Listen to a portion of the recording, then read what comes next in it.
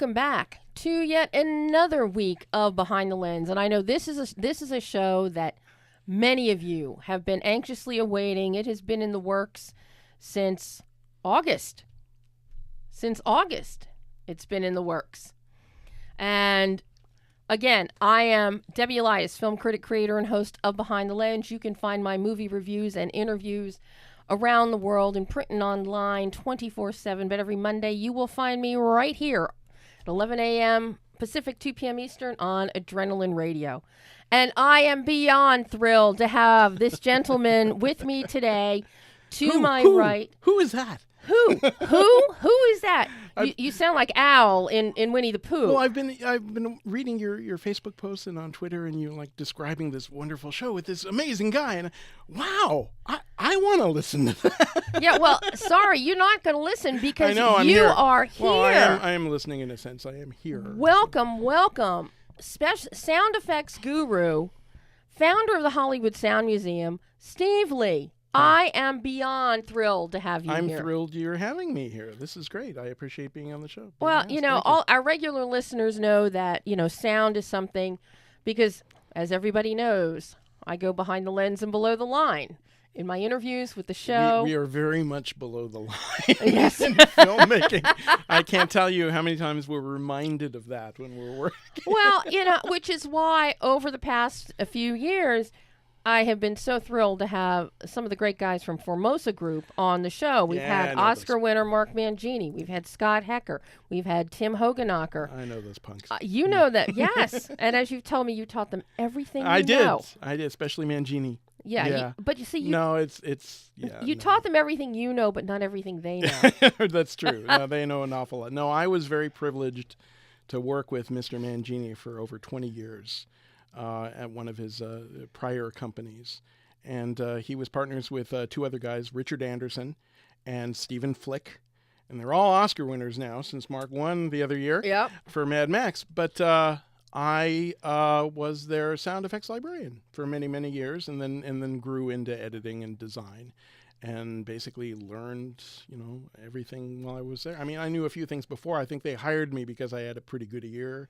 Mm-hmm. And I'd listened a lot to their work. It was kind of scary that I knew I knew the library before I had actually gone there because I'd listened to films. I recorded films off, the TV. And because that's what we did in the pre-VCR age. Yes. Yeah.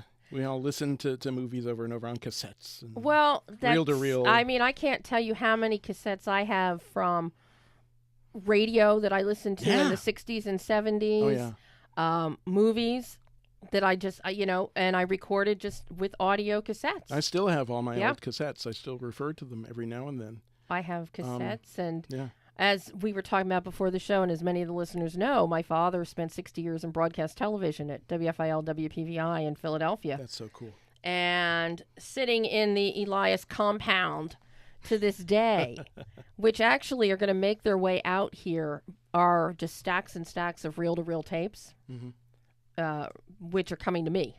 That was the bane of my existence for many years at Weddington because I was there during the whole digital conversion where we mastered them first to DAT and then just to WAV files on the computer through transferring digitally and making them available to the editors that way, which is just so much easier. But then our time gets eaten up in other ways, so it kind of evened out. But no, I remember the glory days of going down the halls with tons and tons of 1/4-inch tapes, and you were cutting on film, you were cutting on magnetic film, so you'd have rolls and rolls of film going down the aisles of the office as far as you could see with multiple elements. Now it's just one click and you get another track on the computer. It's crazy. You can carry around a show in your pocket. Yeah, I kind of like the idea though. The images of somebody walking down carrying reels. Oh, I did. I've got pictures. That's one of the reasons I'm doing this museum project is, for a place to those people can see those reels and see what it was like back then and actually, feel film, to actually touch it like I have right here.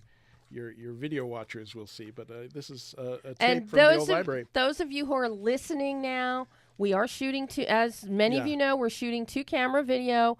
and it will go to my lovely editor, Lydia, in North Carolina, and she will put this thing together, and you will be able to see the video on BehindTheLensOnline.net or on YouTube and other places. We've got a little show and tell for the people watching on picture.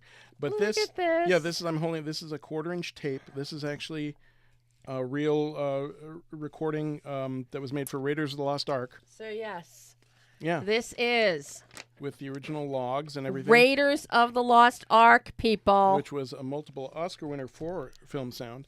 This is the Clipper, the DC-3 that he gets on to go on his adventure in the beginning of the film. Yeah. Here these are the handwritten notes. Yeah. The handwritten notes.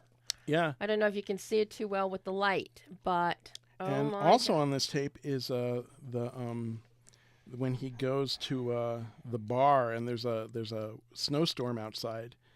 Ben Burt was the sound designer on that film, and he made a lot of effects for the previous film he worked on was a little film called Empire Strikes Back. Just a little film. Tiny little thing. I know that one of the things he pulled for Raiders for the snowstorm is the Hoth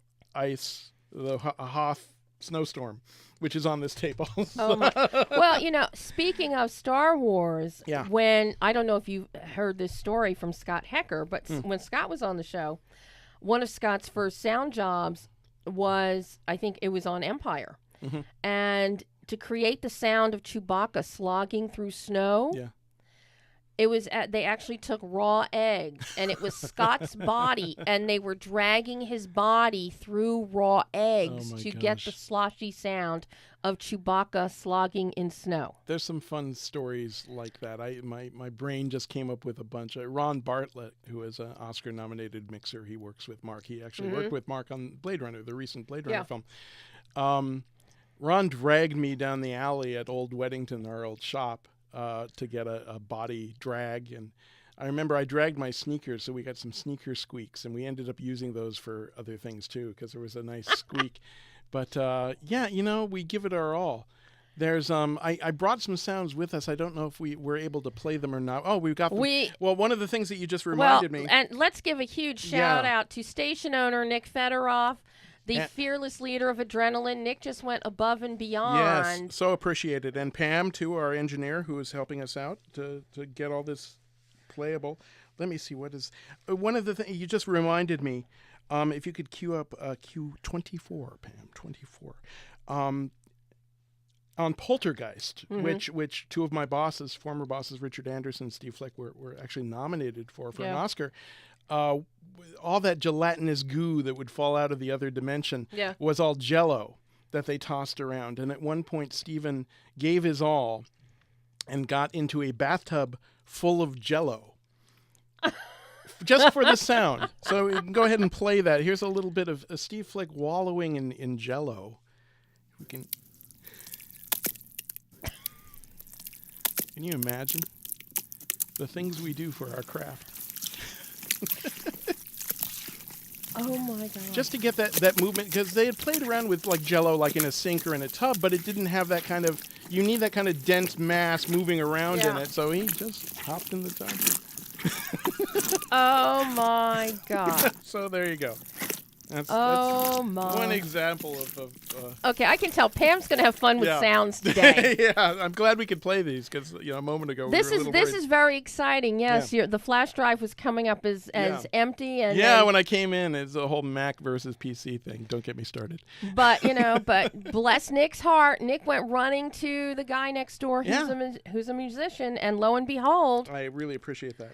I mean, gee, I'm going to have to pay for this. This is why This is why, as the listeners, will come back to bite you. Well, over the past month or so, I'm like Nick's junior guinea pig. Oh, right. With he's been putting in different lighting, and he's really beefing up the studio to make it a great room. Oh, you've even got a Hollywood Sound Museum poster up. Yes, we do. As a matter of fact. The Hollywood Sound Museum. Yeah, we'll talk about that later. Which we're going to be talking about today. And, there's a GoFundMe campaign, but, we're going to hear all about the great plans. Yeah, we've got a lot of people involved. We might be hearing from some of them soon. It's very exciting. I mean, it's basically I'm treating it as my life's work because I've spent all this time learning about sound and film and other entertainment and building libraries of sound. And, we decided a couple years ago, I was just sitting around with some of my pals, and we don't have a temple. We don't have our own place. I mean, there are other film museums, and there's places, like the sound guilds and unions and things like that. But there's no one place that the public and the pros can go to celebrate our craft. So that's the gap we're trying to fill. Well, and sound, and regular listeners and my readers I have long spoken about this and been an advocate for sound design and acknowledgement of sound in film, because sound adds its own layer of storytelling to a film when done correctly, when done appropriately. Absolutely. It's kind of, one of the invisible crafts. If we do our job really well, we're helping to tell the story. And if we do our job really, really well, you won't notice what we've done. You'll just buy it and be into the story and all that. If we do it pretty good, you might notice some of the things we've done. But, it's a very tricky thing, because especially in the digital age with all of these big, huge science fiction films. And you got things like, the Avengers series and all this that are like almost completely CG. Like I saw the Thor movie, the latest Thor movie, and the director was there talking, and apparently out of the thousands and thousands of shots in the film, only something like 70 had no CG elements in them. Yeah. Every shot has something in them. And that's mind-blowing. And that's stuff that you have to create from nothing. Yeah. And that's what we do with sound, because when you're recording the sound on the set, when you have a production recordist, production mixer on the set recording the dialogue, they aren't always able to get it through no fault of their own. There's wind blowers or people yelling, or they're walking on wood instead of a metal spaceship. And, so we have to go in there and start from scratch, really. Well, and, and that's something you mentioned, that you worked at Weddington, you were handling the library. And I know when Mark was on the show before, when Scott was on the show, they talked about their sound library. It's the heart of any good sound organization, because, you put in everything that you've made for the film. And a lot of times you're just going out and recording things because it was there. That was actually a category in the library, because it was there. When we didn't have a film title, we'd put it because it was there. And we just go out and record. I'm still recording stuff. I just moved to a new house in Sylmar, and it's about a block and a half from the 210. And I was up late working, and like at 2 a.m, just listening to the traffic it had a really neat tone to it. So I'm going out there and recording the traffic at 2 we're always building our library, because it's really what makes us unique as sound people, having a great collection to dip into and pulling all these elements. It's much like when I talk to costume designers like Sandy Powell or Colleen Atwood, and they talk about in their travels they will find fabric somewhere. Yeah. And they buy it. They have no idea what they're going to do with it. Just to have it. But they buy it and they hold on to that. This happened with the costume that was done on Cinderella. Uh-huh. There was fabric that Sandy had purchased, she said, decades ago. Yeah, yeah. And lo and behold, found a use for it. But, that's very much sound. You just accumulate and accumulate. Oh, sure. And you remember it. I mean, all of us sort of have to act as librarians, which is why I really am glad that I started in the library and learning the library, because I never really left while I was at Weddington. I was still sort of running the library, even though I started designing and cutting on other films. And Richard Anderson, bless his heart, who was one of the owners and supervising sound editors there, who won an Oscar for Raiders of the Lost Ark with Ben Burt. He, bless his heart, when I started editing, he would give me reel 1 of his films. Most of the time on his films, he would hand me reel 1. And he said, "Go ahead and pull it and cut it." I haven't pulled it yet. Just go ahead and pull it and cut it. And he would just trust me with it. And then I would pull the reel and then cut it. And we did this for 5 or 6 movies. And after the second or third one, I said, I think I figured out why you did this. And he said, "Oh yeah, tell me." Because it gives you another week so you can pull the rest of the movie, right? He admitted that. But that was a great advantage in knowing the material. And But and just looking at your own career as a sound librarian or as a sound editor, I mean, you've worked on Dreamer, which is a film that I love. You've got That was a sweet movie. and you've got to worry about, horses and racetracks and the sound of hooves in mud and dirt tracks and That was that was Elliot Koretz, I think, was one of the supervisors. That was a great film. That was very sweet. and for Frank Darabont, you did The Majestic. Frank is a great guy. Yes, he is. We at the Dub, I sat with him and we were geeking out in the back of the theater. I mean, the mixers had to turn to us and say, "Hey, can you listen for a moment?" Because we're just geeking out about film stuff. But no, he was a pleasure to work, and that was another Reel 1 instance. Mm-hmm. That was another. I did Reel 1 of that, which was a great reel because you get to see the Chinese theater and all these period cars going in front of it, and that was a fun film. I liked that a lot. So I got to ask you, you did Apollo 13 as well. You did special sound effects for Apollo 13. Yeah, I was one of 3 sound designers on that. John Pospisil, who's like the mad genius at Weddington, was one of them, and he did most of the stuff. Donald Flick, who was an editor, did a bunch of the rocket stuff and things like that, and I did a bunch of incidental stuff like the crawler that goes out to the tarmac, and I did all the transmission static. I actually had to listen to all the recordings of Apollo 13, the original transmissions, which I got to tell you is quite a ride in itself. I mean, more dramatic than any movie they could ever make. Just listening to the desperation in their voices some of the times, it's just amazing. But I went through and cleaned up all the little bursts of static, and all the static you hear in Apollo 13 is actual static from the original transmissions. Yeah. Wow. And one fun thing I did on Apollo 13 was one of the design projects was the master alarm in the cockpit there. And we actually had a consultant on the film from NASA who came in and would advise us and give us technical information. And I kept asking him if he had an actual recording of the master alarm. He said, well, listen to these, and he sent me a few things, but they weren't quite right. And I remember once I got an email from him saying, how soon do you need this? Can you give me a couple days? And I said, sure, we're cutting for a couple weeks, so it's fine. And a package arrives like 2 days later, and I had to sign for it, and it's like the actual specs of the master alarm. And I worked with our engineer, a guy named Mark Lindauer at Weddington, and we got a oscilloscope, and we got a tone generator, and we actually made the master alarm sound. It was like a 2-tone. And in fact, I think I can actually play it for you. Pam, if you can cue up cue number 17 and pot it up slowly because it's kind of loud. Go ahead and play it whenever you want. It's like a 2-tone kind of, this is how the master alarm in the cockpit of Apollo 13 actually sounded like from the actual specs. And we created this tone. And, it's kind of fear-inducing. It's a good alarm, but it's not in the movie. No. It's not in the movie. Go ahead and kill that. I'll play the one that is, which is the next cue, number 18, Pam, if you want to have that ready. It's just he said it sounded too much like a Euro siren. He said it didn't work for him emotionally. So he wanted something more dramatic. So John P. had made a bunch of other buzzers and alarms and things like that. So go ahead and play 18. This is the master alarm as you hear it in the film. Which I totally get why he chose this instead. Absolutely. Yeah. Absolutely.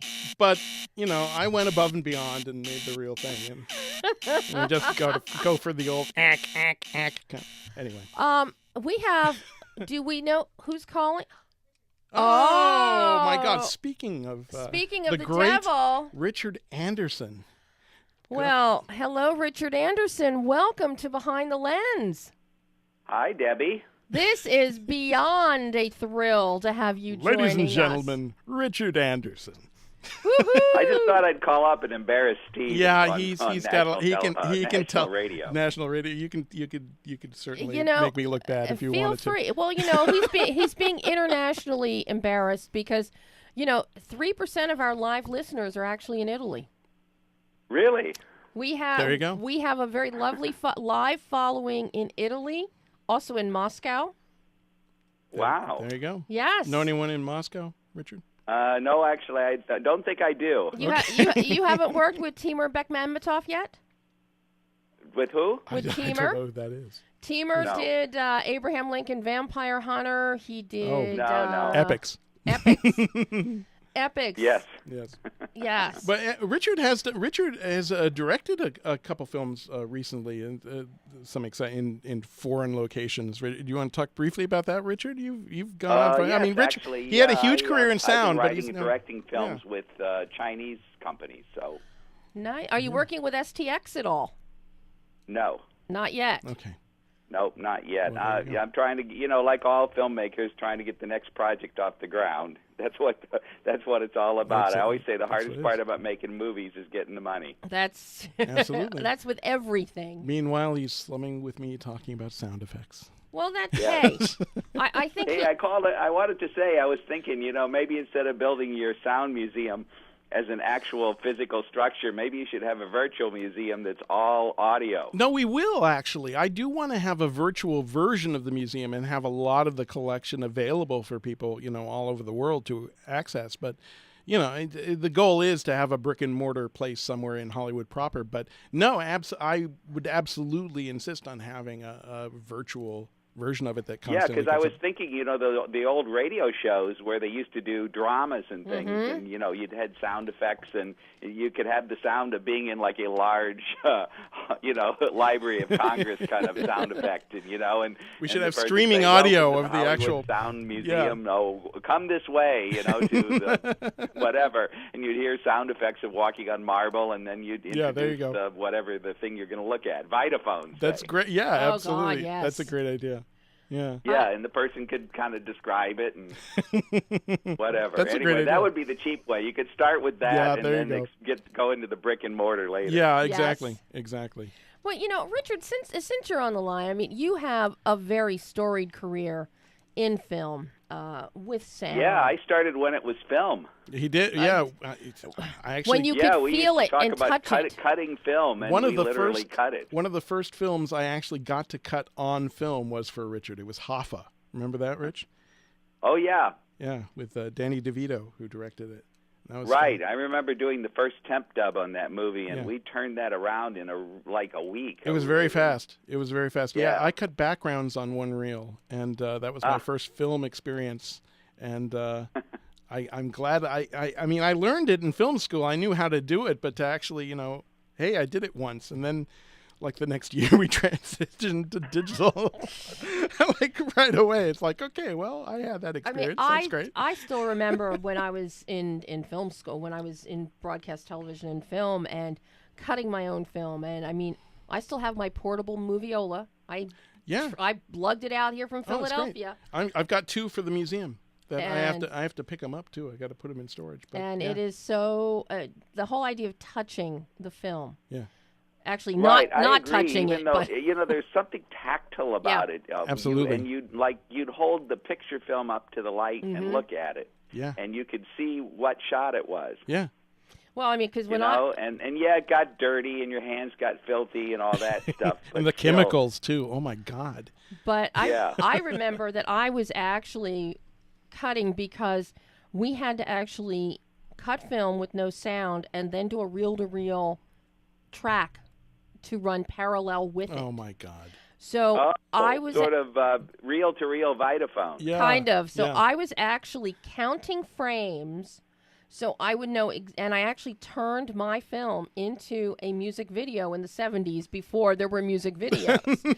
And then with the film, it was raw footage of just people at the Philadelphia Zoo. Then they gave us the footage, and we had to turn it into something. And I turned it into a music video and had, I had little cuts from like Dr. Dolittle Talk to the Animals and things like this, timed perfectly. Yeah, you can do it. You can measure it out and yeah. But it's hard. It's hard though with quarter inch because it slips and I guess it gets stretched. Tell me about it. My first. There's a reason they put sprocket holes on it. Yeah, no, exactly. My first few years at Old Weddington was nothing but cutting quarter-inch tape and cataloging all those. Richard and the guys would lay down a huge stack of them on my desk. I think it was I think it was Tremors. I think that was one of the first ones that I really got, where I got one of the first big car series from the recordists on that show. You remember that one, Rich? Right, all probably those vehicles. That Jeep pickup truck. truck. All those vehicles. Yeah, the Jeep and the trucks and all that stuff. Yeah. We recorded everything that thing did because it was the star vehicle in the show. Oh, I had 15, 16 tapes on my desk that had to be done. Like I even broke some rules and took them home to cut because I had to get them done. Had to get them done in time. Horror. My girlfriend at the time was working on Gremlins 2, sculpting some hideous creature. So here we are at 3 a.m. in our apartment. I'm cutting tape and she's sculpting a gremlin, and we're living the dream. Well, and exactly. I always laugh when they're say building the B-28 bomber or something. They'll be like years and billions of dollars behind schedule. And it's just like, oh well. But if people turn on their TV at Tuesday at 7:30 and their show isn't on, it's like, oh my God, It's the end of the world. Exactly. You're not going to change the deadlines for us. Yeah. Yeah, so we have all the really important stuff. They just delay it, but TV shows and movies have to be out at the precise time, no matter how much we have to stay up all night. Well, I got to ask Steve here because of all of his little sound effects that he clips that he. Yeah, brought. I brought a few things. In fact, I was just thinking of something for you to talk. I don't have the actual clip itself, but I have the sound effect that you were ultimately trying to record, Richard. But if you could once again, Richard won an Oscar for Raiders of the Lost Ark, which he shared with Ben Burt. And Ben did a lot of the sound design up north at Lucasfilm. But Richard and the crew here with Mark Mangini and Steve Fleck made a lot of the effects. Mm-hmm. And in the fight in the bar, Marion's bar, where they drop a bottle of whiskey and the fire travels down the bar, mm-hmm. They needed a little fire sound effect.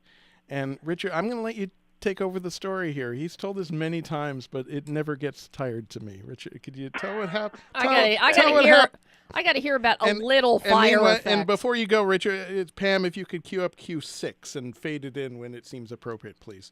Richard, go for it. Oh, okay. Well, we needed the sound effect of little fires of alcohol burning.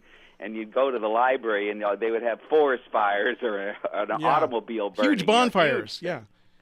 But you couldn't find little ones. So we decided we were going to record little fires on a Foley stage, not in sync to the picture, but just because it's quiet there. And they had a pit with sand. So we went out and bought some. We weren't sure what to get. We knew gasoline was bad news.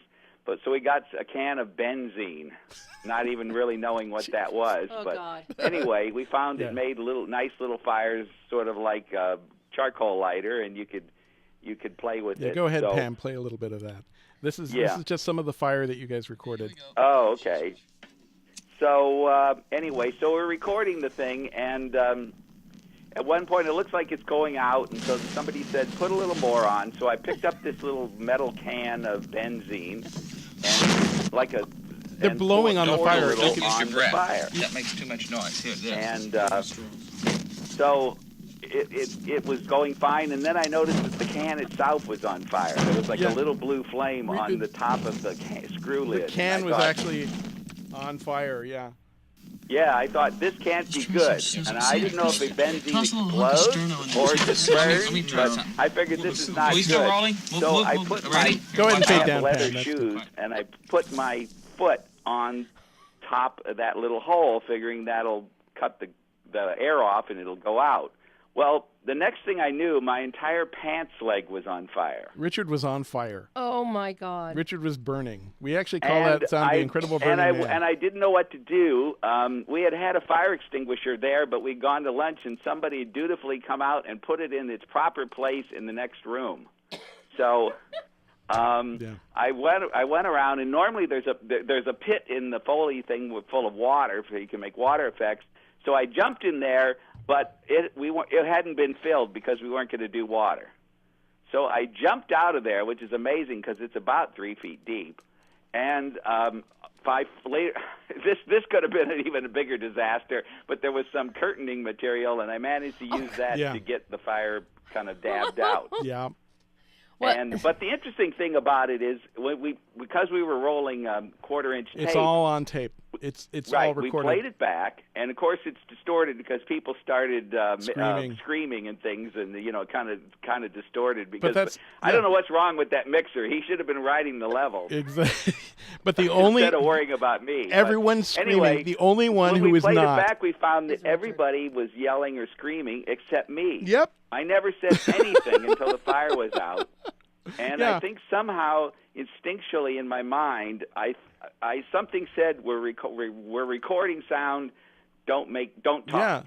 Yeah, we all learn that. It's ingrained in our DNA that don't come. Richard, we have another. Unless you have to slate something. Oh my gosh, Richard, we have another caller coming up, so I'm going to have to. Okay, great. Well, but fine. Good luck. Richard is such a great guy. He's one of my pals, and I've worked with him for so long, and I'm thrilled. He's going to help out with the museum. He's probably going to do. We're going to make him speak and tell these wonderful stories. So he's very much a part of the whole plan.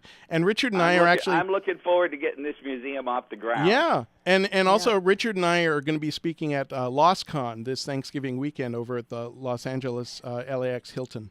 So Marriott, sorry.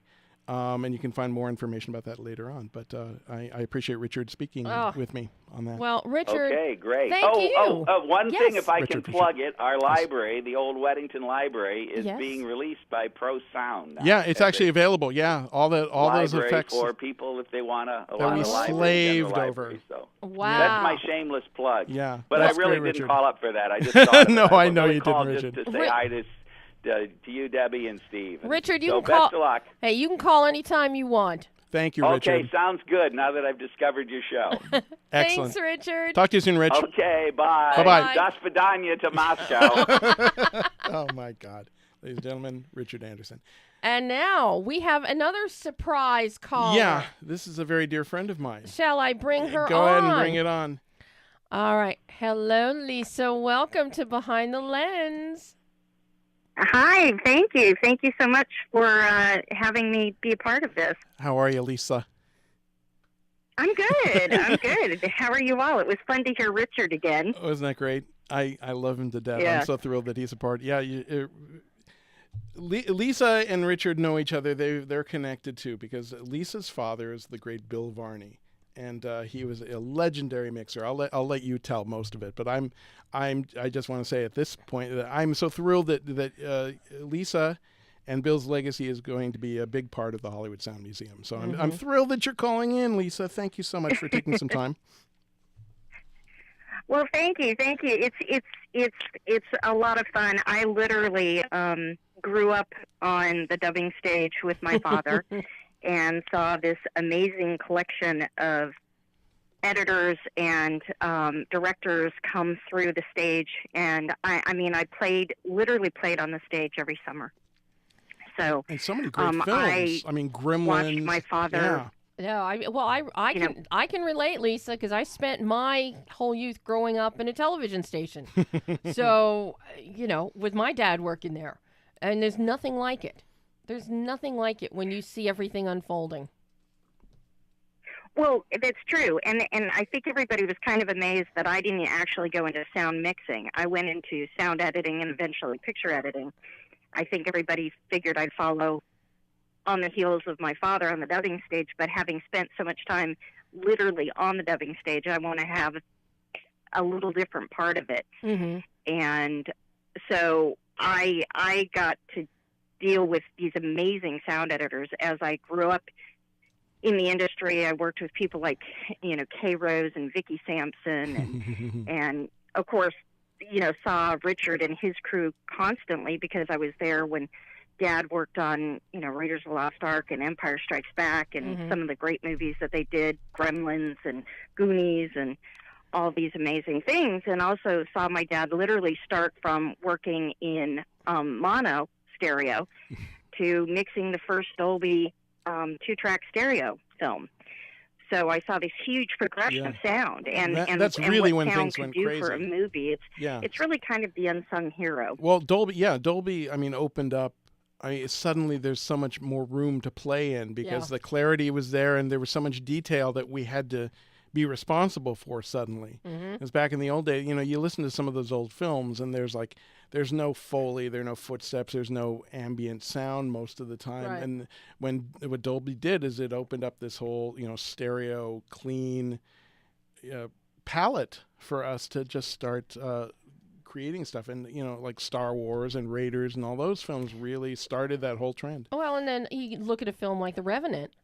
Yeah. With all Right. the sounds of nature, which so often people forget. Yeah.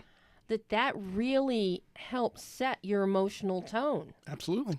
You've got your visual tonal bandwidth and emotional tonal bandwidth, but you also have an oral tonal bandwidth with a film. Yep.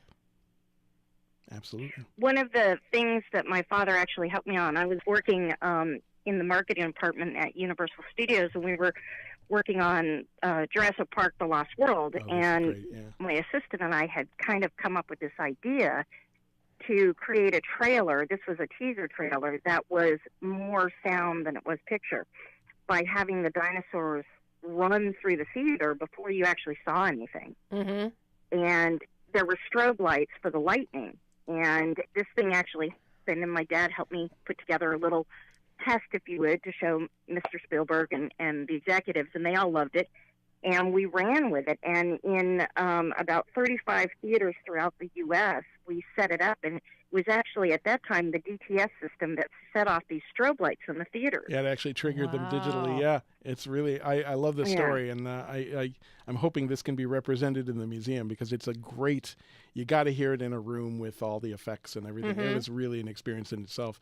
I mean, every now and then you hear about people lining up for a trailer for a film, and this is the kind of stuff that created that kind of excitement, which is really thrilling. Oh my God. Well, and that's what's so exciting about the museum, because there's so many of these things. I think people are so used to how digital and wild films are today that they forget the roots of how this all progressed. Yeah. And these mixers and editors were all pioneers, and it really goes even back to radio and beyond. Old radio and old vaudeville, where you have the percussionist in the pit with his kit and everything. And absolutely. And we're going to trace that whole history and have some of their props and tools and things available for people to see. I mean, a lot of people forget that the Jazz Singer gets credit as being the first talkie film. The first film with sound, but really Don Juan, because Jazz Singer came out in October of 1927. Don Juan came out in February of 1927, but with John Barrymore, but it kind of fell away. But the one thing they both had in common was Nathan Levinson as the sound supervisor. And Nathan went on to win an Oscar eventually in 1945 for Yankee Doodle Dandy with Jimmy Cagney. Yeah, that's right. Right. I think the whole history, I would love to see a whole timeline within the museum. I want to do, that's one of the things on my list for the museum, is to create something that you can walk through and actually hear this stuff as you're going, walking through and seeing the pictures on the wall and then hearing things as you go by. I love creating montages of history, and this would be a really great oral experience for that while you're reading about the history, to hear it. And and I'm thrilled I have people like Lisa who is giving me all this wonderful information. I'm going to be a part of it, and we're trying. Well, and we did something else at Universal, which kind of demonstrated that, was when we did the movie Far and Away, which had been the first movie that had been shot actually in 65 millimeter since.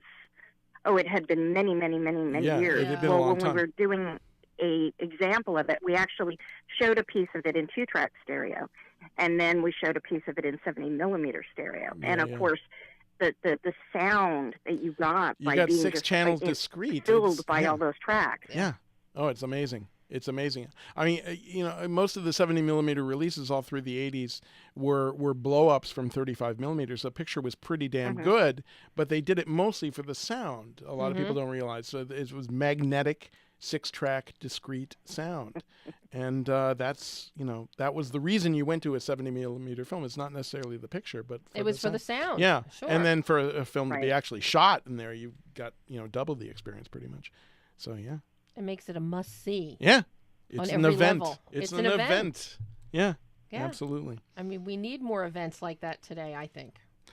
Yeah, absolutely. I mean, I hope to eventually have a place where we can show films at the museum too, and have events and premiere things like this, and show new techniques and new processes, and make it an event. So I'm And curious. what was Oh, go ahead, Lisa. Yeah, go ahead, Lisa. No, I was just going to mention that it was within the family, beyond something else that was kind of exciting and cool, was my mother was actually the first female to have a union card in the Sound Local. Wow, that I did not know. Yeah, so it was actually a whole a family that was involved with it. Wow. That's Do very you cool. still have your mother's union I card? was just going to ask. I do. All right, I'm going to need to talk to you about that. That would look really nice to have it framed Absolutely. and shadow boxed With and a picture hung of on her? a wall. Yeah, we can do that. I think that would be lovely. Well, Lisa and I have discussed a few things about the museum, and Bill's legacy is just amazing, and we've talked about some of the things that Lisa may contribute to the museum, and I've been teasing this for weeks now. But I'm going to let Lisa actually tell the story, because she was so sweet to offer this, and we're going to try to make this happen. So, Lisa, do you want to go? Yeah.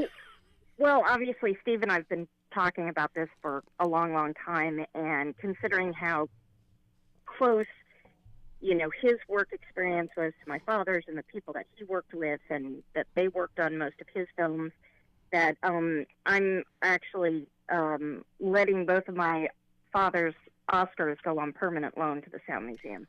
Wow. And they were for Raiders of the Lost Ark and Empire Strikes Back. Two little movies that I think a few people saw that Wow. have pretty good sound in them.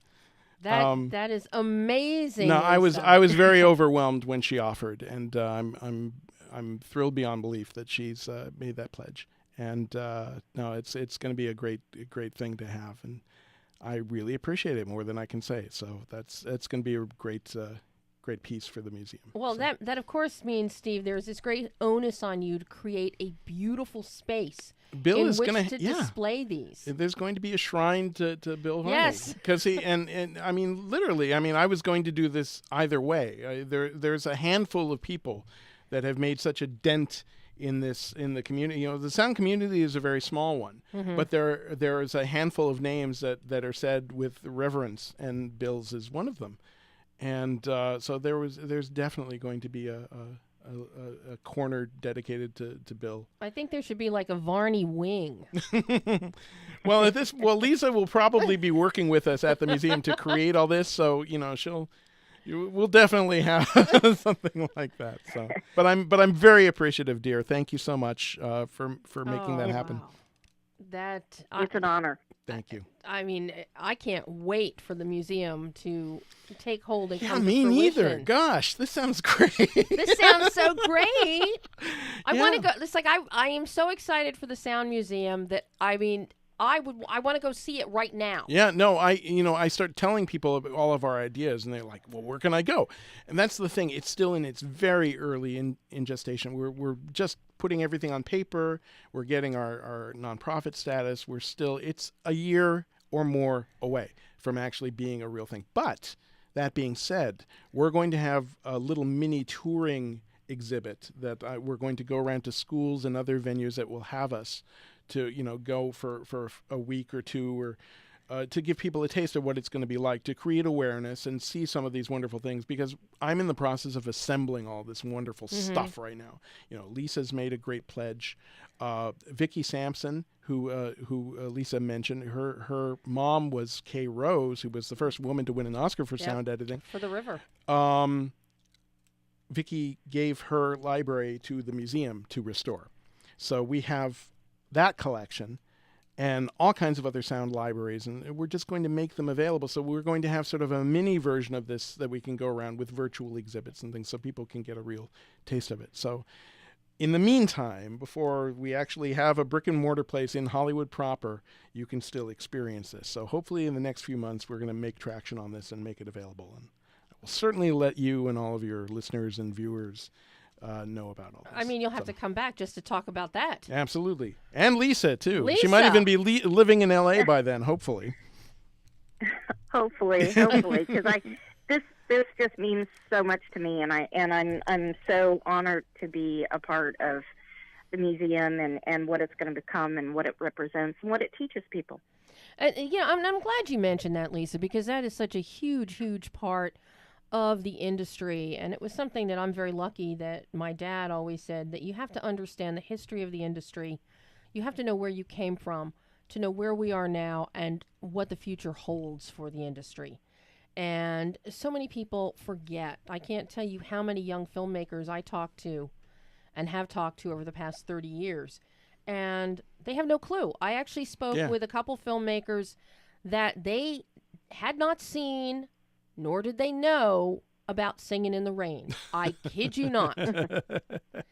And I find, yes, okay. I could almost hear the face palm on that one. I mean, I punched the guy. Yeah. It's that's unacceptable. Well, there's a certain amount, like I said at the beginning of the show, there's a certain amount of lack of knowledge, only because if we do our job well, you just assume that it was recorded there while they were shooting the movie. But that being said, the filmmakers themselves, you'd like to think that they have a sort of overall education of film. They didn't just jump into directing. But I find a lot of our time is spent educating them how these elements come to be. Mm-hmm. And I don't mind. I like doing it, especially if they're reasonable and they listen and they want to learn, which most of them do, of course. They're passionate about film. But it's fascinating to me how so many of them don't know the process and don't know the value of getting really good tracks on the set, having a really good production mixer, getting the dialogue there so you don't have to fix it in post, which is a phrase I despise. But it's interesting how just, a little bit of effort during production and then hiring the right people in post can really, literally save your film in a lot of cases. Mm-hmm. No, I mean, education is so important, and I'm so thrilled that you're going to be a part of telling that history and educating people, Lisa. Well, thank you. I as I mentioned before, I got to meet some of the finest editors growing up and being a part of this, and some of the directors that were just so involved. My father worked with Steven Spielberg and George Lucas, and over the years, the movies that they made and the advances that they were able to do, to be able to share that history is a big deal. Oh, sure. Yeah. Well, the mix for Empire Strikes Back is just fantastic. I mean, Star Wars set the bar very high, and then Empire just jumped over it. Yeah. Just all the elements that Ben Burt created, and Bill and Greg Landicker and Steve Maslow mixed. It's just fantastic. And there's some video of some of the process, in some of the documentaries, which is another thing that's interesting, is that we have the Star Wars films to thank, because they really started this precedent of documenting everything. And, that's the reason we have all these commentaries and behind-the-scene footage, is films like that actually made the process interesting. Mm-hmm. You can go back to, like, Disney, the way he would sell these things with videos and all that, and George Lucas really did that, too.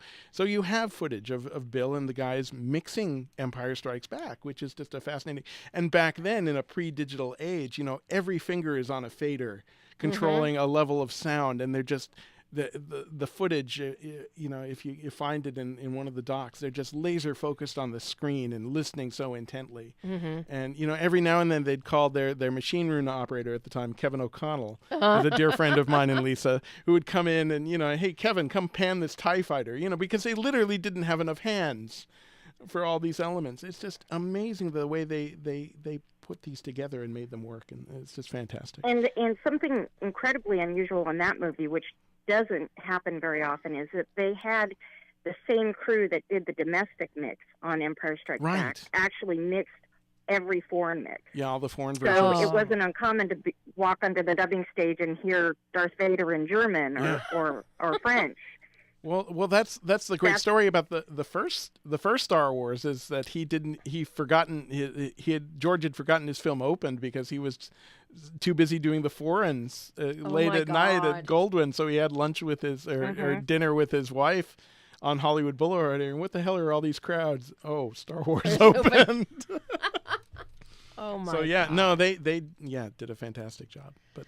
Oh, anyway. well, Lisa, I can't thank you enough for calling in and with this incredible news about your generosity with the museum. It is truly amazing. Thank you, dear.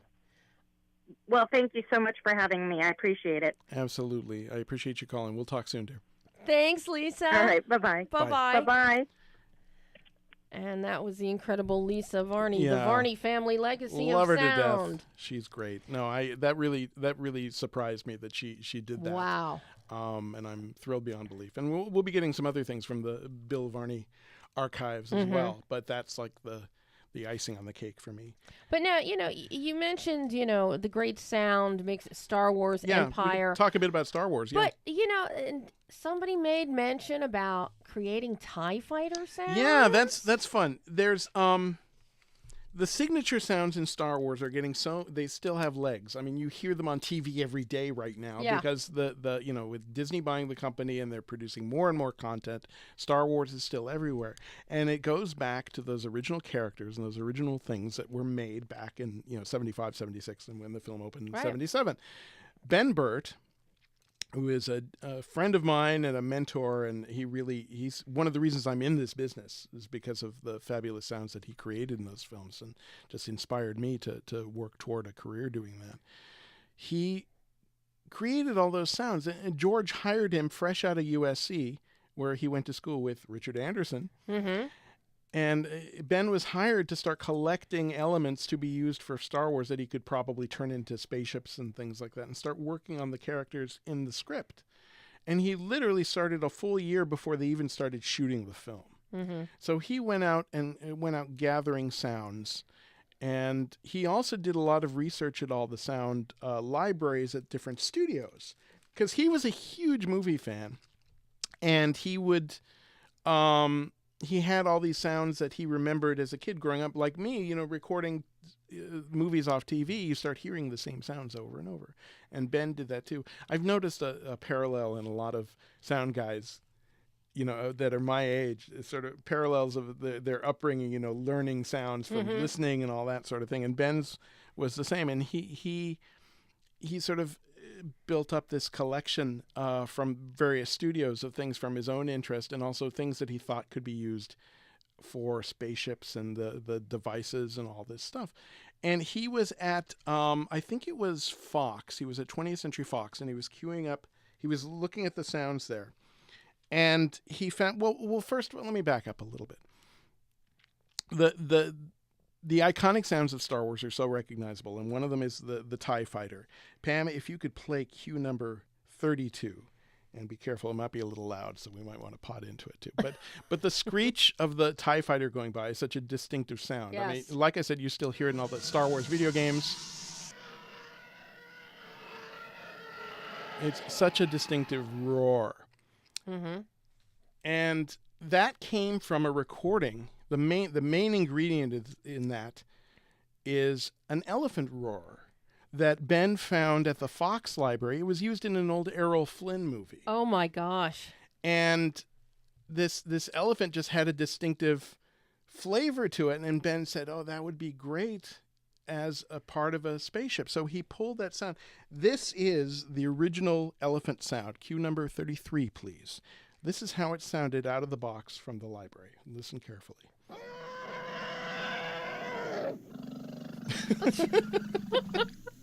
Isn't that amazing? Wow. Here's the money shot coming up here.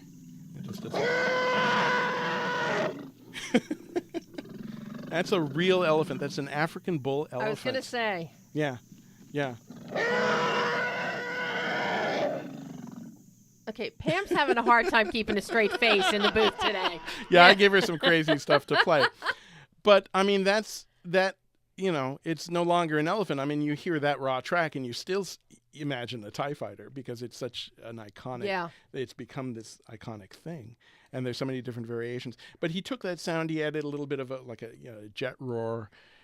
He liked using tires on wet pavement as a little sweetener to give it a little texture passing by.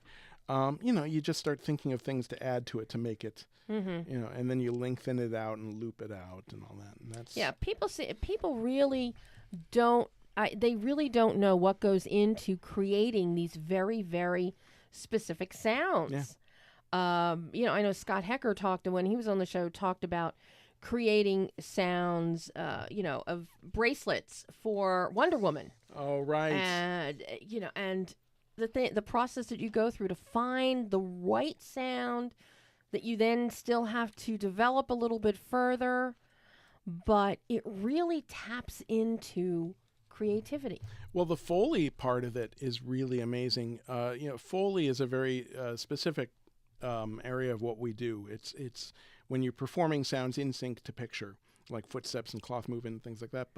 But a lot of people use it as an opportunity to come up with something very distinctive, something very indigenous for a performance that you see. Another film that was an Oscar winner for sound effects, one of the guys I work with, Stephen Flick, was Robocop back in '87. And there's another one where they completely fabricated all the sounds for this, what was essentially a guy in a plastic costume. Yeah, a friend of mine was in the film. So. Yeah, I have a couple friends. Yeah, Neil Summers. He played Dougie. Oh, cool. Dougie at the beginning of the film. Yeah. Yes. Yeah, it didn't end well for Dougie. No, it didn't. No. But something that we have here in studio now. That's what I was leading up to. You can't see it on the radio or online. But you'll be able to see it on the video. This is a Foley prop that was created for Robocop. This is Robocop's foot. This is the foot prop made. I can't really do it on this table, so you can't really hear it. But it's a metal truck timing chain with handles mounted on it, and you sort of hear it. They wanted something reminiscent of Spurs, because when he walks into like that cocaine warehouse, he walks in like kind of with a shootout. A shootout. A swagger, the lawman swagger. There's a new sheriff in town, yeah, and that's one of the things they did. So they built this. Two guys who worked on the film, Aaron Glasscock and Ezra Dweck, need a tip of the hat with this. They helped build this prop. But this is going in the museum. So that's cool. Yeah. That is very cool. But it's that kind of ingenuity, and especially in Foley, when you can perform something to picture that makes it very distinctive. That's just another layer in the whole process. Yeah. And that's just it. I mean, filmmaking is storytelling, and it's about layering in that story. You've got your script, you have your costumes, you have your production design, you have your cinematography, and as I mentioned with Lisa, it's the oral level and layer that comes in. You've got your visual tonal bandwidth, your emotional, and then you have your oral tonal bandwidth. Absolutely. And you put that all together. So when people are thinking about Best Picture nominees, look at all of the elements. Yeah, absolutely. All the many unsung heroes who slaved away on these things. I know sadly we're almost out of time, but I got to ask you, Pam, can we run an extra half today? I can keep going if we're allowed. Pam's saying yes, we're allowed. She's like, yeah, sure. So, Whatever. all right. So, in that case, welcome to the last half hour of Behind the Lens. Welcome to Behind the Lens bonus feature. Yeah, Behind the Lens Well, extended. this is a first. We have never done this before. Oh, really? Yes, You never. didn't tell me you were gonna. I You just didn't. surprised me with it. You surprised me with stuff, so it's only fair that Pam and that we surprise you. Well, we didn't get to play most of the stuff that I brought, so that's now. fine with Well, me if now you want to. we can. Plus, you also brought these great books. Oh yeah. Everybody knows I'm a huge advocate of books, literacy, and a couple of these. You actually have written chapters in them. Well, sort of. I contributed material to them. I didn't actually. I'm writing my own book right now, which is going to take a while to Adventures finish. in Sound. Yeah, my own adventures in sound. Yeah, that's something I've been working on for years and years, and I really have to be done with it. But I keep working and I keep finding new stories, so I find excuses not to finish it. And of course, as technology keeps advancing. Yeah. Absolutely. as I'm hitting Whoops. things. Watch out. I know. It's all right. I'm hitting things. It's okay. Yeah, no, it just keeps getting fatter, and it might even be 2 volumes at this point. But I just have to stop and like let go of it, and that's the tough artist thing, you know. But see, then you can always Walk write away. a sequel. Yeah, and always revise. Well, one of the books on the table there, The Foley Grail by my dear friend Vanessa, she's into her 2nd or 3rd edition of that. Here we are. Yeah, the the Foley Grail. Which is the end-all book on Foley, which we were just discussing, and she's a master of that craft. And Dave Stone wrote a book there, which is based on. That's actually. It started from the articles that we wrote in Movie Sound Newsletter, which he published himself, and it's a compilation of all of those and a few other anecdotes, and that's a great book. You know, There you a go. lot of people don't realize how many anecdotes there are with sound. You know, they don't realize when you get in an editing bay, be it for visual or be it for sound. Yeah. There's stuff going on behind closed doors. Well, that's why I brought all these clips, so I can tell stories about some of these examples that from history. I mean, it's the reason I'm forming a museum, to get all these in one place. To get hit. Well, yeah. But, you know, I think it's very important, too, that we let people know. HollywoodSoundMuseum.org. Yes. That we have a website. It's live right now. It's basically a referral to our GoFundMe, which helps with our initial administrative fees and things like that. So you can go there and learn a little bit more about it. And if you feel so inclined, you can contribute a little bit. But hopefully that will be expanded more in the near future, and we'll have more information there. And we're working on our nonprofit status right now, and we're going to get some real big, people involved. So, yeah, but this is the very early ingestation of it. Yeah. Well, I mean, we're getting the Hollywood Costume Museum, I think. Yeah. Sadly, this didn't come into fruition when Debbie Reynolds had her whole collection intact. I know, right? That was incredible. So Yeah, to and see now what it's- happened with her, that vast collection that she had, it's before we lose any more sound. That's one of the reasons I'm doing this. I mean, it was inspired. There were several instances where I was called in as a consultant to look over some items in vaults and things like that, and what to be done, because to them, to the administrative people, they're paying storage on something that they don't know what it is, and it's just a bunch of tapes. Well, aren't these saved digitally? Well, yes, but still, the you want the original. the original, yeah. This is what they slaved over back then. This is a part of history. So I'm, collecting all these to keep. I wonder if we fingerprinted whose fingerprints we'd come up with on these things. Exactly. Yeah. What kind of DNA is on these things? I don't know. We might not want to know. Oh, don't even go there, No, Steve. I'm teasing. But yeah, it's a lot of amazing people, and listening to the recordings too. A lot of people try to cut off slates and things like that, so to get to the actual recording of the sound. And there's so many wonderful things that can be heard while people are getting ready to record it, and the voices, and like the Burning Man sound that I played, the fire. You could hear Mark and Richard talking about toss a little more of that on there. Should I pour some of this? It's sealing their fate. Yes, because then you hear the eruption of flame. Like it's here. Let me play something out random here. One of my heroes in sound is a guy named Jimmy McDonald, who was the Disney sound effects genius for many, many years. He actually took over the voice of Mickey Mouse from Walt back in the day. Jimmy had an amazing style of actually creating a prop that would make the sound. He would build something in the workshop that you'd crank or move or something like that, and it would make the sound. And then he'd get a bunch of these guys, these artists together, because he was a percussionist. That's where he came from. He was a drummer and a percussionist on the old dollar steamship lines back in the 30s and 20s. And so he came from that. So he had this hands-on approach of making these sounds with actual props. And he'd get 2 or 3 guys in the sound department, and they would sort of work with sort of a sound effect sheet music kind of thing that he would write, and they'd orchestrate a sound, and 3 of these guys, they would count down and they would play this thing like it was a musical composition, but it was a sound effect. I actually have an example of one of the things.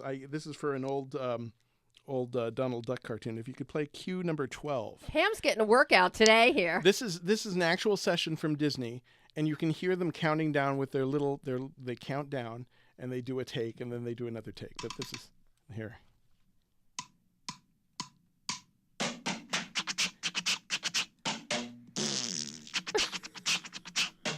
Isn't that great?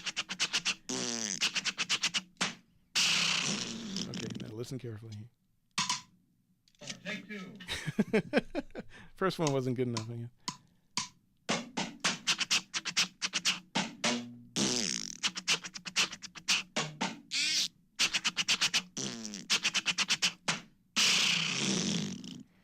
Yeah. Oh, yeah. Second take was better. Donald, the second take was better. Yeah. It really, you can hear you the need difference. a rehearsal, yeah. But that's the kind of craziness that went on at Disney. They would make all these wonderful props and sort of orchestrate this incredible thing. Do you, as a sound guy, as a sound effects guy, do you think that it was because so much of that began in animation that it freed people up to be more creative? I'd like to think so. Before moving into live action? Well, you can get away with so much with sound. You know, you don't have to tell people what it is. You know, who knew that the TIE fighters were elephants, you know. You know, that kind of craziness. You try different things. One of the great geniuses of that was the guy at Warner Brothers who did all the sound effects there, a guy named Treg Brown. Mm-hmm. He's another one of my heroes. And he was a mad genius at juxtaposing things from real life and then putting them in a cartoon world. You know, jet pass-bys for the Roadrunner. Mm-hmm. You know, that kind of thing. It really takes, you know, that kind of crazy free-thinking mind to come up with that. And they really did create a language of sound that went from studio to studio. You go to all the cartoon studios, Hanna-Barbera, Disney, Warner Brothers, you find a lot of similar sounds, but the sounds that they created themselves, but the same sorts of things for the same sorts of gags. It's like they created this language that we still adhere to. Right. You know? Yeah, it's wild. Yeah, we really owe a lot to that sort of. And like I said before, that goes back to the vaudevillian days, them performing in the orchestra pits, you know, doing all these gags to the guys, you know, on to stage. the routines. Yeah. Yeah. Sure. Oh my. What else did you bring us? Let me see. What else do I got here? Well, here, let me, you know, we were talking about Raiders of the Lost Ark. This is one of my favorite. I'm going to have a series of things for you to play, Pam. There was a sound in Raiders that was one of the ones that the West Coast crew did with Richard and those guys. There's this sort of mysterious wind that comes up out of nowhere whenever they're talking about the Ark, or whenever Marion is holding the idol, the thing that opens up the you know, the well of souls that they tells them where to dig. There's this magical wind that comes up, and they decided, well, this needs a signature effect because, you know, the wind kicks up and the lamps are blowing and all that, so it needs something with a little texture. So they came up with this thing, and they recorded several different elements. I'm going to play you some of the raw elements that went into this, and then play you the actual sound. Okay. So this is the kind of level of intensity that these sound designers do, and this is the kind of stuff that the museum is going to eat up to play for people, to educate them. You know, the kind of creativity that goes into these things. There was a Balinese choir, some foreign choir that they did this ritual. It's like some, you know, ritualistic 100 years. They do this thing, and there was this choir that sang, and it made this sort of. They slowed it down a little for this sort of low kind of guttural tone. This is cue number 8, please, Pam, that you can play. It's just this low kind of thing. This is slowed down. Mm-hmm. There's hiss in it. It was recorded on old tape. It's a very drony kind of quality. So that's a little sample of that. They did this thing called choral wind, where it was a bunch of guys, Richard, Mark, Steve, they would all go up to microphones and just go, that's all it is. Just a bunch of guys doing that. Cue number 9, please, Pam. It's choral wind. Put a little reverb on that. You've got this sort of eerie kind of, yeah. And then this is the next element is one that this is one that's really interesting. They did this thing. Okay, that's enough of that, Pam. Thank you, Pam. She's loving this. I know she is. She's doing a great job. Piano screams. Mm-hmm. They would open up a piano and face the strings of the piano and scream at them. Not recording their own screams, but they would stop and record the reverberation in the strings. They would reverberate. They would capture the screams. And if you could play number 10. There's a little bit of distortion there because it was such a quiet sound. But that's like horror movie perfect. Yeah. You can hear some of their screaming. It was potted down, but you can still hear some. It's just a great sound. It's hard to record because it's very, very light. You have to use a bunch of mics strategically placed and be really quiet. That's why it's so hissy, is because it's amplified a lot.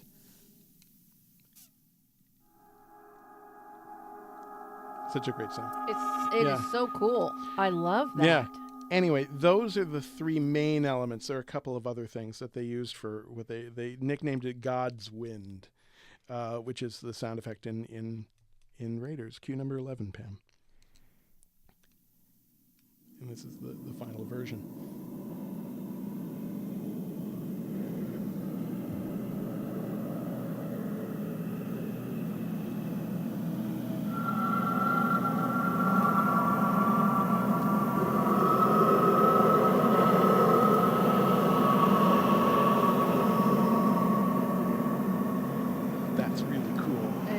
I actually tried to get that in Matinee, which we mentioned earlier, for Frank Darabont, because there's a movie within the movie that's sort of a Raiders-esque. Oh, for the Majestic, yeah. And just before the reel rolls out, they discover an idol or something like that. And I actually tried to cut it in. And I remember Maslow was there. Maslow was one of the mixers who mixed on Raiders. And I said, "Remember that, Maz?" And so, "Oh, yeah." But Darabont killed it. He thought it was a little too recognizable. So darn. But he laughed. He got a good laugh out of it. We did a few sound gags with Frank that, you laugh on the stage and then, ha, we can't use that. so that was one of them. But anyway, that gives you an example of the kind of, creativity that goes into these things. Mm-hmm. Let me see what else I got. Well, I hope you brought one of the most recognizable sounds of all time. Oh, God, here it comes. What are you going to say? Wilhelm. Oh, gosh. You know what? I actually have a little pre-recorded piece because I talk about Wilhelm so often. It's going to be on my tombstone. I'm kind of responsible for this thing, the Pandora's box being opened on this one. You're the one that ratted it out. Yeah, I did. And Ben Burt, who started it, kind of, has accused me, and rightly so, of starting a cult. And it pretty much is. I'll tell you briefly the story, and then we'll play this clip that actually has the sound in it. It's a scream that was recorded in 1951 for an old movie, and it has been used countless times since. Mm-hmm. Ben Burt, who is the Star Wars, sound effects genius, tracked it down and started using it, and then I started encouraging my guys to use it.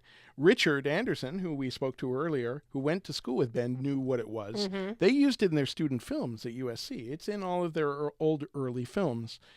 And Richard started using it independently when he was working in LA. And of course, I worked with Richard for a long time and would sort of, "Hey, Richard, let's stick that in." "Oh, yeah, good idea." And, in the late 80s, early 90s, it was still kind of under the radar, but we were using it a lot.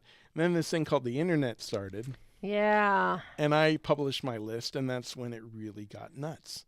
And I had propagated it in our films that, a few, active listeners could spot it. But I started doing interviews and things like that. And this is actually a clip from one of those little interviews, cue number 66, Pam. This is just a little piece that I did to talk about Wilhelm. And you can hear the actual session in this clip. Hi, I'm Steve Lee. I'm a sound effects wrangler, a Hollywood historian, and I run the website HollywoodLostandFound.net. The Wilhelm Scream is a sound effect that was recorded in 1951 for a film called Distant Drums. It was a Gary Cooper movie. And they needed the sound for a man being bitten by an alligator and being dragged underwater. One of the actors in the film, and we believe it was Sheb Woolley, came in and did this scream that was used in the film, and it was archived away in the Warner Brothers Sound Effects Library. This collection is used for many, many different films. And so that scream that he performed for that film got used in so many different films and Westerns under the Warner Brothers banner. And then cut to 1976 when Ben Burtt is researching Star Wars. He actually tracked down the master of the sound at Warner Brothers and started using the sound as sort of his own personal sound signature. He started using it in all the films he worked on, just sort of as a little in-joke and a little sort of signature of his own. It's in all the Star Wars films. It's in all the Indiana Jones films. So far, there's over 200 films that it's appeared in. A man getting bit by an alligator and he screams.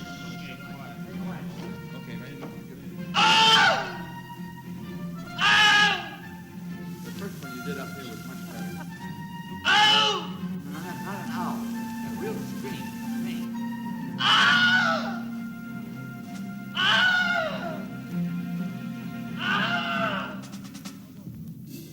I love the direction the guy. You can actually hear the guy say, and it's no, not an owl, a real scream of pain. The direction it gives him there that motivates him to do the signature one that we all know and love.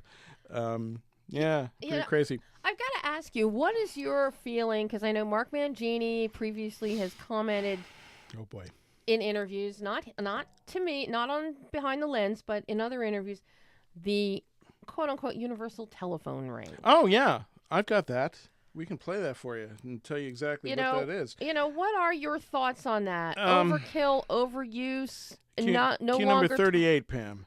This is one of the oldest effects at Universal. They use all the single-camera 70s Universal shows.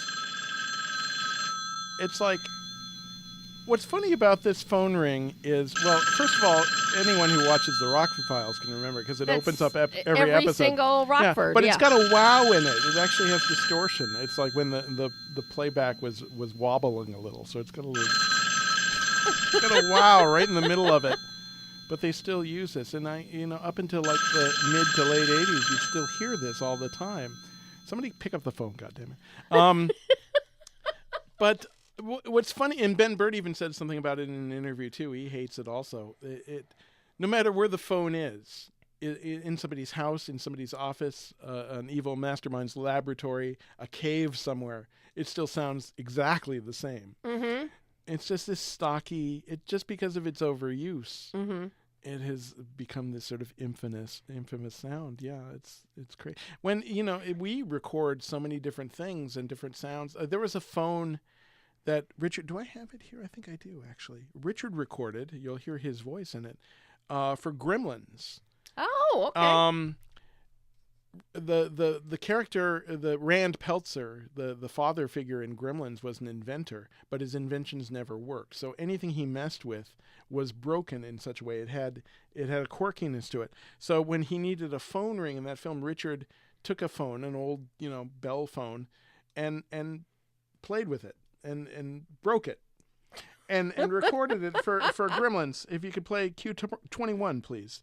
So this is the Peltzer phone from Gremlins that he recorded. Sick Peltzer phone ring. You can actually hear playing with it when it rings. Yeah. It's like this sick, trying to tweak it, anemic. There's something wrong with it. But that's the kind of level of detail we go into. Something as simple as a phone ring. Sure, you can go to a library and pull something, but if you do something that motivates the story, it's really not doing well, is it? That phone ring. Well, he said sick. Yeah, it's a sick phone ring. Anemic phone. But that's what we, as sound effects designers, we're helping to tell the story. So everything we do motivates the story and moves it along, and that's really a great opportunity to come up with something that does that. Well, I know one of my favorite sound effects has always been, Castle Thunder in horror films and Hammer films. I don't know if I brought Castle Thunder because that one's just so old and I ancient. know it's Let ancient. Me see. Do I have that here? Do you see it, Pam, on the thing? I don't know if I have Castle. Oh yes, I do. 37. Yeah. Yeah, Castle Thunder is the thunderclap that Universal's been using since time began. That was recorded for Frankenstein in 1931. I was going to say, that began back during their horror reign. And Mangini was the first one to tell me. Yeah, there it is. Yeah. It's raining at the old Frankenstein place. Yeah. But that's and there have been other thunderclaps that have even.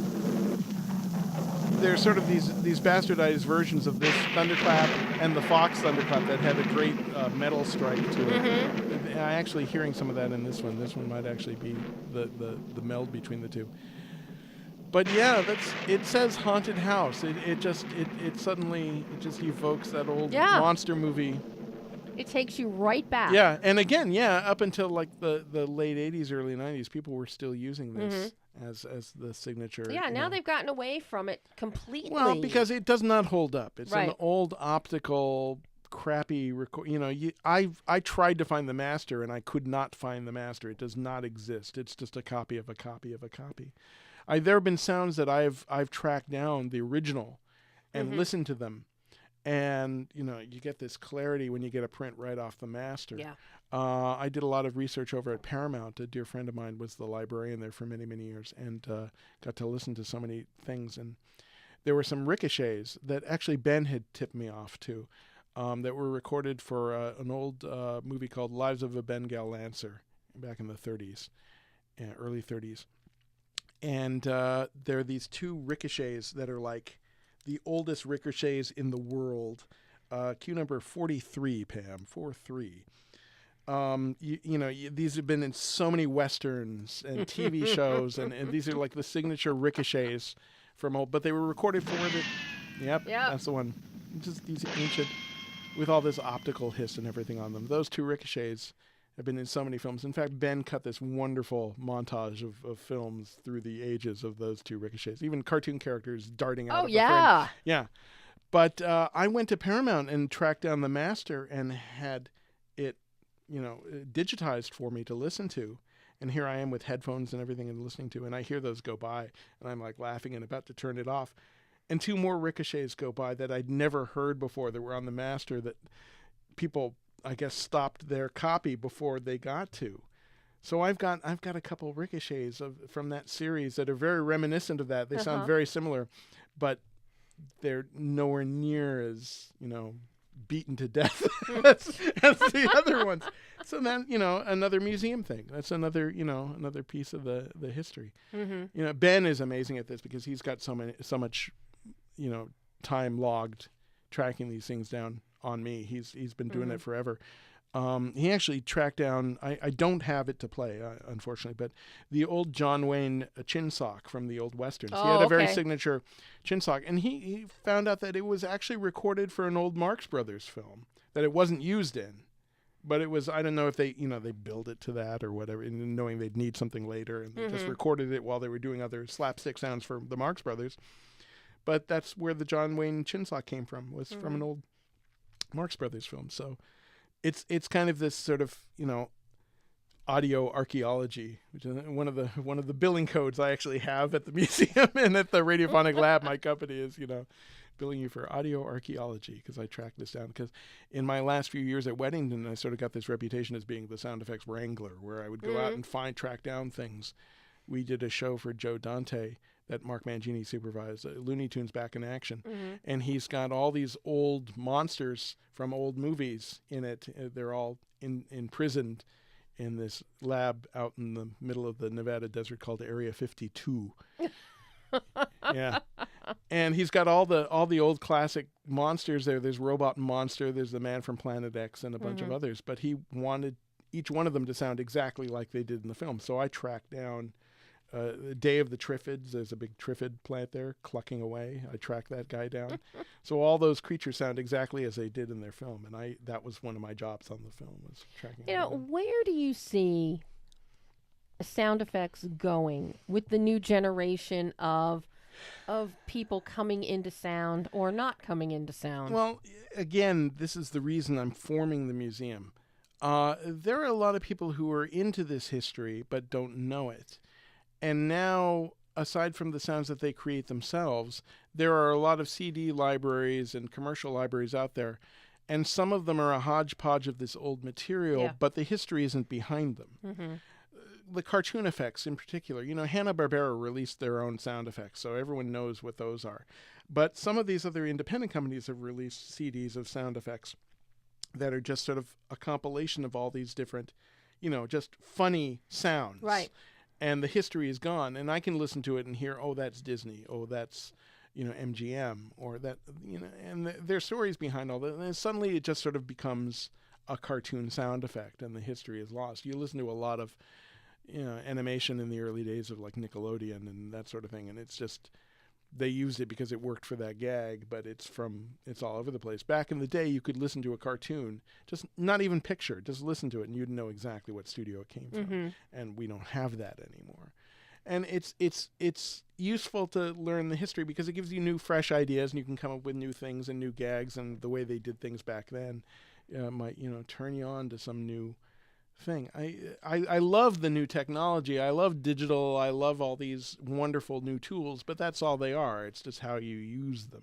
And if you use them in a creative way, you can get some really fun stuff. But if you just buy them off the shelf and call yourself a sound designer, you're really missing out on all this great history and knowledge. And well, I know I keep getting every once in a while audio blocks. It's like they offer up, okay, for X amount of time, download, umpteen sounds for free, and do the same thing. They do the same. Another company does the same thing with video. It's like McDonald's, it's I want a hamburger. Okay, here you have a hamburger. But okay, and I've great. actually gone in and listened to some of it. Yeah. But there's no context. Yeah, exactly. I want context to something, be it video footage, be it sound. I want the context. Absolutely. Because as you said, then it could spark an idea of how to freshen it up. Absolutely. For the 21st century. Well, a lot of these master tapes have gotten thrown away because, the corporations basically say, okay, well, we have it digitized, so it doesn't matter anymore.